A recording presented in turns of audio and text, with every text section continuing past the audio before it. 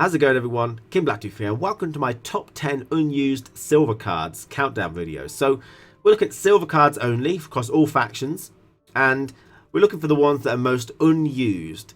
So I'm taking this from a variety of sources. One is my own experience. What haven't I seen in a long time? And we're going as far back as we can, basically. As the longer it hasn't been seen, the more likely it is to get higher on the list. But we're also taking it from Gwent database, because they have a percentage there telling you how many times it's been placed in certain decks. So we can take that as a bit of a guidance on how many people are playing with it as well. But hopefully we'll find the list quite interesting. Now, it's quite difficult to order them, and it's quite difficult to put everything in. So if things aren't there or they're in the wrong order, don't worry about it. You can disagree with me if you want, it's fine. Just let me know. And without further ado, let's look at the top 10 unused silver cards.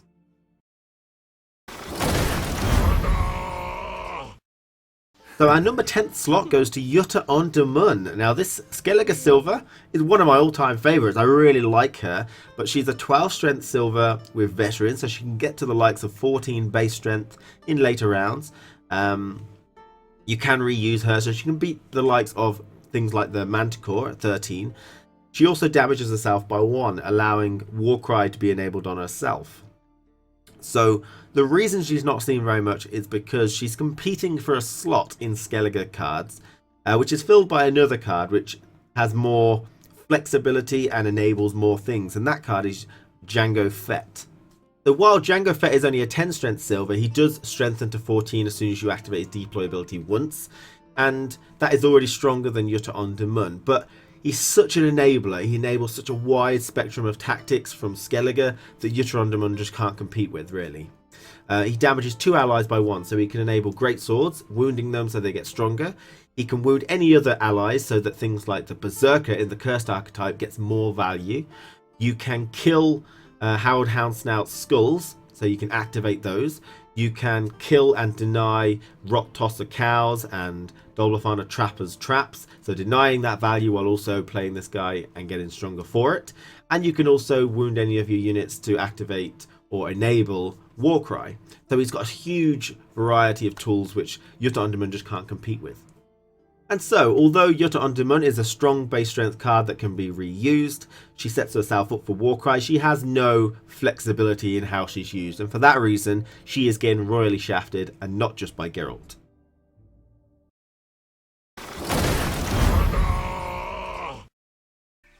So our number 9th spot is dedicated to Brian. This Squirtle Silver has seen better days.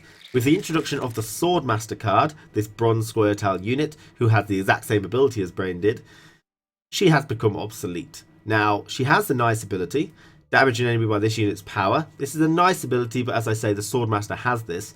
She actually has the added ability, if the unit was destroyed, boost all Dryads and ambush units in your hand and deck by 1.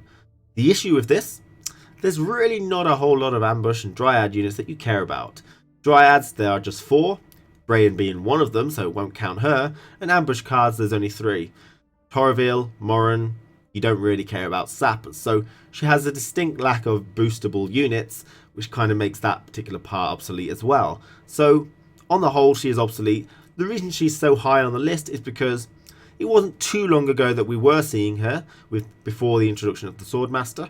And she has potential. With the introduction of more Dryad and ambush units in the future, she could have more targets. But for now, no one's going to play her. They're going to play Swordmasters if they want to. So we're not going to see her for a while until we get more Dryad or ambush units, or she's changed completely. So you really can't see the forest through the trees, this one.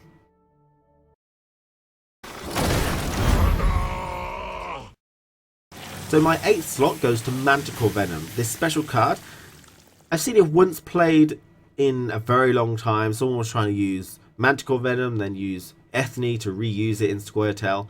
But the card does have an issue. It damages the unit by 12. So if we're looking at key removal of key pieces like Great Swords, Imperial Enforcers, Imperial Brigades, Farseers, these engine cards which you want to get rid of, this will do the job, no problem about that, but you will lose value. They normally start at 6, 8, 10 sometimes. And so you can remove them, but they're not really your target because you're going to lose value. So it's not really meant for that, I don't think. However, if you're going for pure value, hitting something for 12, it's bad. It's not enough. I mean, for a silver card, 12 value is quite low. It's on the lower end of the spectrum. So it's just not worth it.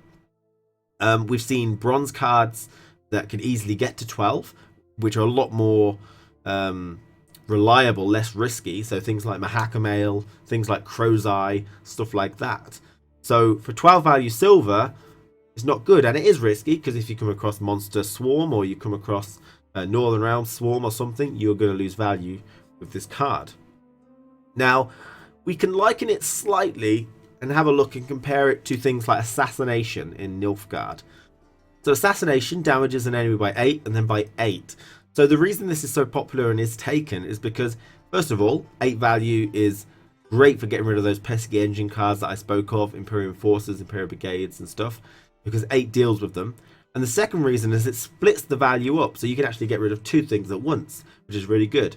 Because it splits the value up, it minimizes the loss of value. You know, if you have to hit an Enforcer, which is 6, you're only losing 2, and you'll gain all that sort of value back because you've prevented them from hitting you in the future. And, you know, it's very good. Now, if you do have to use it in pure value terms, like you just have to hit stuff because there was nothing really to remove, even in a Monster Swarm deck or a Northern Realm Swarm deck, there will be targets which are 8. Jermaine of Fox Hollow, Yennefer will probably get buffed a bit. So, you know, there will be targets to hit for 8, whereas hitting things for 12 is less likely to work. So coming back to the Manticore, we can see the issues with it now. 12 value is either too high or too low, depending on what role you want this card to serve. Now, if CD Projekt Red want to change this card and make it better, you could do the age-old, well-established way of fixing any card. It worked for the Wild Boar of the Sea, it worked for Skellige Storm, it worked for Mighty Braka. Change its damage to be 3/2/1, 3/2/1. Established. We know that works.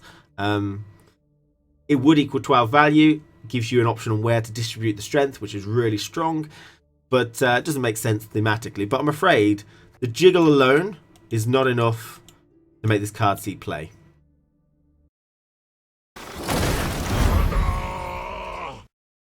So my next slot is Necromancy. Now this is a silver card which you won't see very often. It's mostly used in Skellige because then you can rely on your own big units in your own graveyard. It has a slight flexibility in that you can steal stuff from your opponent's graveyard. Its curse tag is useless. The cursed archetype doesn't benefit from cursed units in the graveyard. It doesn't benefit from cursed spells. So that particular thing is not useful. And while it does the job, you know, you can banish a big unit, you can put the power on an ally. Doing that means that ally could just be mushroomed or debombed, scorched or whatever, and then you've banished something. And it's almost always better to actually resurrect your unit. They get benefits from resurrection like skirmishers. You get benefits from things like series, you know, so it's almost always better to just resurrect. And I think this is a silver slot that has a lot of silvers competing for it, so it's never really taken. I think the only reason this would come back in is Skellige Graveyard became massively powerful somehow, and this was one of the main ways that you could remove that. But there's a lot of other options that are a lot more flexible, like Vico Medics and, you know, Caretaker and stuff like that. So you're not going to see this very much. He's going to sit there for a long time, doing what he does best in the collection tab.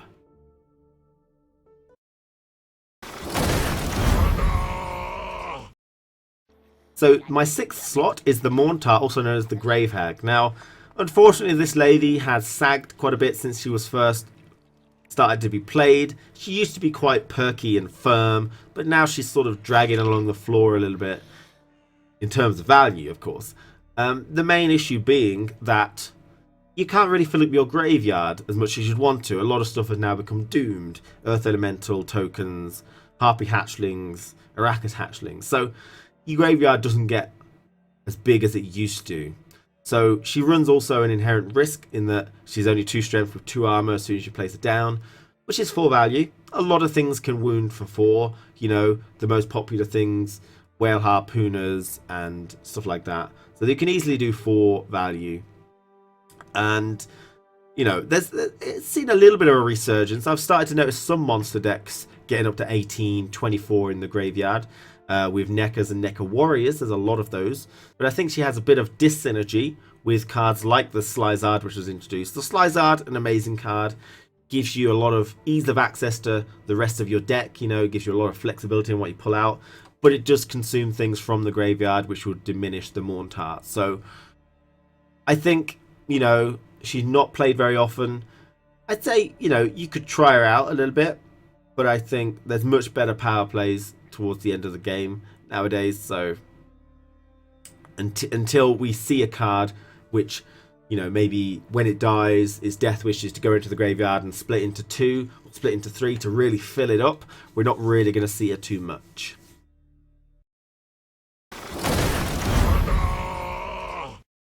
So my 5th slot goes to Treason. This Nilfgaardian Silver really actually quite surprises me. I thought that we'd see a little bit more of this, because with the introduction of Muzzle, this allows you to react to Muzzle and counter it in a silver form. Now, the issue obviously with that is not every deck runs Muzzle, so you would have to also have some combo potential with it. But we also kind of have that. We see a lot of Infiltrators. So I would have thought it would be not too difficult to pull this off. But we don't really see it that much. We haven't seen it in a long while. Muzzle comes in because it's more reliable, more easier to do. But I think this is close to being used, just no one's done it yet. Yeah, you know, it's just got an issue with a little bit of setup is the issue.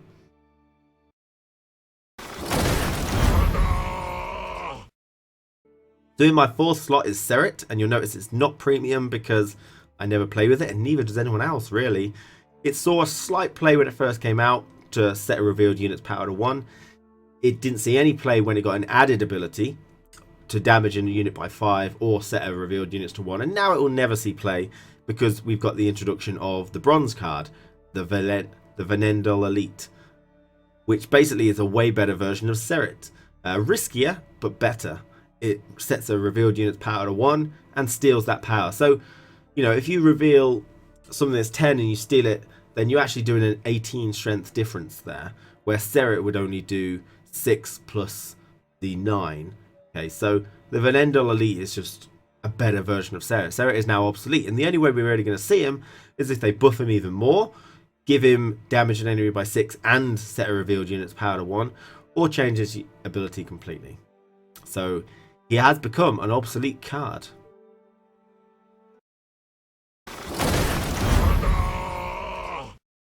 So we're into the top 3 now, and we've got in our 3rd spot MALENA. This Squirtel Silver, she fits into a clear archetype and she fulfills a clear role. It's just that she dies too quickly. She gets dealt with too quickly, and there's a lot of setup required in order to actually make use of her. Every turn at the start of your turn, move a random unit on another row on this side to this unit. And she has flexibility. You can place it on both sides. She has 3 armor, so she is Alzorable. But, you know, Bloodcurdling Roar, Vilgefortz, any Consume units, Doragari for anyone. So she can be dealt with in a lot of ways. And generally speaking, it's too much of a risk, this card. It's not nice to give your opponent 4 value.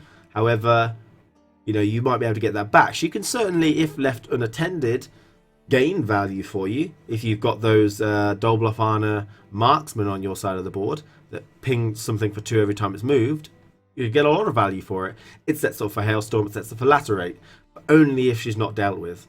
And the issue is there's a lot of ways to deal with her. So, not taken, unfortunately. Maybe she's experimented with, but really not actually seen very much at all.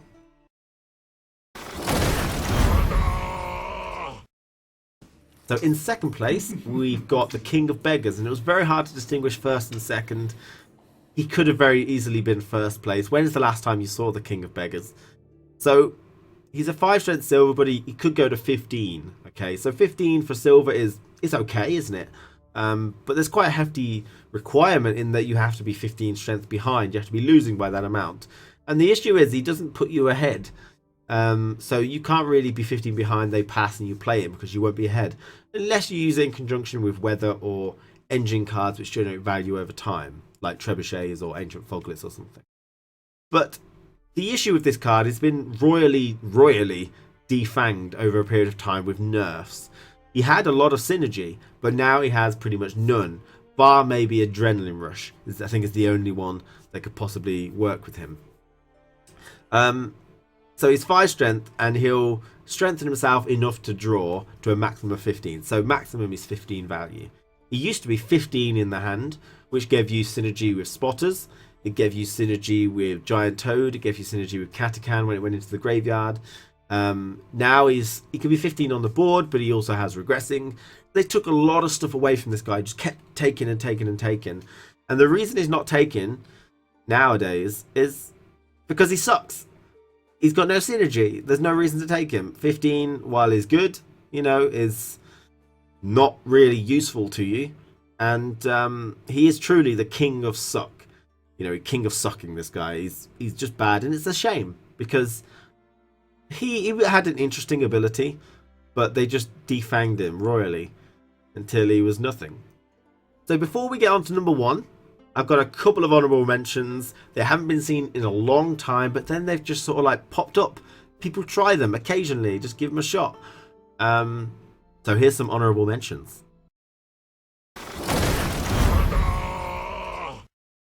First on my list, and in no particular order, is PAVETTA. She is considered not a very good card. However, recently we have seen a little bit of a resurgence, a bit of an attempt. There was a popular video where PAVETTA was used as a tier 1 ender in round 3. They placed down a huge unit, and then you place down PAVETTA alongside Ronvid the small marsh. So she's got potential. And we have seen a little slight influx of her recently, so she can't really go on the list. But, you know, overall she's considered bad. But I think she might be starting to creep back in when people start to, especially when you've got 1 strength carryover all the time. Next on my list is BLUEBOY LUGOS, which is a shame because he had also a very interesting ability. I've seen him occasionally. Not for any reason, they just played him. Axemen have gone out of favour. There's a lot of things that can deal with the spectral whale, consume, decoy, you know, Bilgafort, that type of thing. So it's a shame. It was interesting, you know, RNG whale, but he's just not in a place where he's being used. I think people are looking for a reason to use him, and if things come in the future where he starts to come back, people will be happy to, because he's a nice card. He is a nice card. We also used to see him quite a while ago when he first when Axemen were first very powerful. He used to make an appearance quite a lot. And for my third honourable mention is Fake CIRI. Again, another card considered bad, but people keep trying. You know, they do. And people love people keep trying. It's a card that people play because she's a meme. And that means people see her and she can't go on the list, unfortunately. But you know, I don't know what they're going to do with this card because it's just, it dies too quickly. But people want it to work, and you know, there's a lot of determination and resilience on this card because people keep trying. They keep trying.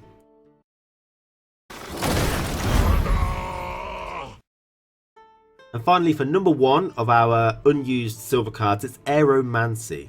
And I'm not going to count Kira into AEROMANCY because that's on Kira. It's just not used. I mean, there's no reason to use it most of the time. It's like, play a bronze or silver hazard card from your deck and shuffle the others back. So you're taking a silver card in order to pull a silver card. And this silver card does nothing. It has no value apart from pulling the other one. So that's 2 slots just to get that 1 card. And we've got other cards. I mean, don't get me wrong. We've got cards that pull other cards. Skull, Shadow, Prince Dennis, stuff like that, but they have some value to them, and the cards they pull have some value to them. This is a 0 strength silver card that pulls a potentially 0 strength weather. Like, I played a gold card, a gold Ragnarok the other day, and it did 6 damage, and then he clear skied and he got 6 value for it. So it was a 0 strength gold. The weather's kind of going off unless you're full on in, and if you do, then you don't have trouble getting your weathers most of the time. There's just no reason to take this whatsoever. The The only thing I can think of is buffing Dolblafana Protectors in Spell Square Tower, but people have moved away from like the damaging version, the control, and they've gone for more Mahakamayo style recently. But even then, there's plenty of silver cards which are better to take because you should thin your deck sufficiently anyway. You don't need this. This is basically just a thinning tool, 0 strength, maybe a consistency tool, but any weather deck worth its salt will be able to get weathers quite easily, and this is not going to go in any other deck. So the only way that I think CD Projekt Red could fix this is by putting it on a body. Get this druid here, this guy who's so powerful, the druid Vader Maker, and just stick this ability on a body. So I don't know, a 4 strength card which plays a bronze or silver hazard. Make it a better version of a herbalist or something, you know. That's the only way I can really see it playing. I think we're starting to get